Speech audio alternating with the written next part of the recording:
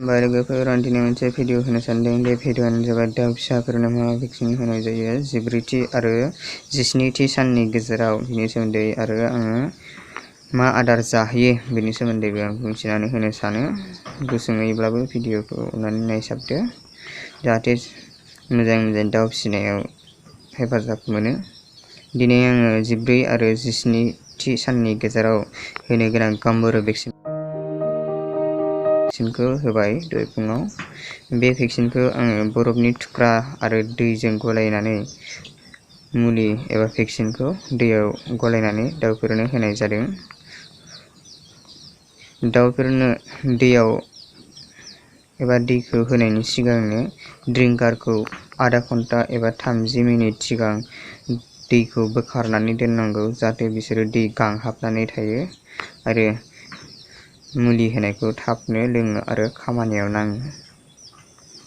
आरो आङो बे गेजेराव होनाय माखासे गांसो होनाय जादों, गरमबो आरो मोजां थान्दा मोननायनि। आरो 15थि साननि उनाव गांसो जाहोनो हायो दाउफोरनो, बेनि थाखायबो आं गांसोखौ होनाय जादों। जायोना जाया होमब्लाबो नायदो।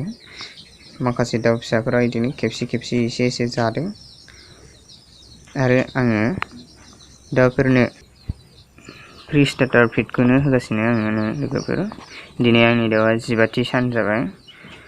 आङो बेखौ 21 बा 25 सानसिमहालागै होबाय थागोन। दाउफोरनो दिनै गरम बोथोराव लाइट गोजा एबा 100 पावार बाल्ब एबा 60 पावार बाल्बखौ होआबालासिनो LED लाइट होनायानो मोजां। आरो हायोब्ला गरमथारब्ला एसेसो फेन होनानै होयोब्ला मोजां जायो। दाउफोरा जाहाथे मोजां रैखाथि एबा गरमनिफ्राय थानो हायो। आरो फेन होनो हाथाराब्लाबो लाइट गोजाखौ सोआबालासिनो LED लाइट होनाया मोजां।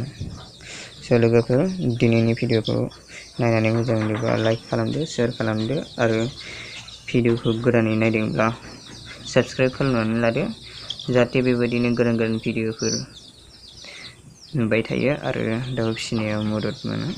लोगोफोर, दिनैनि भिडिअआ एसेनोसै। गोजोन्थों।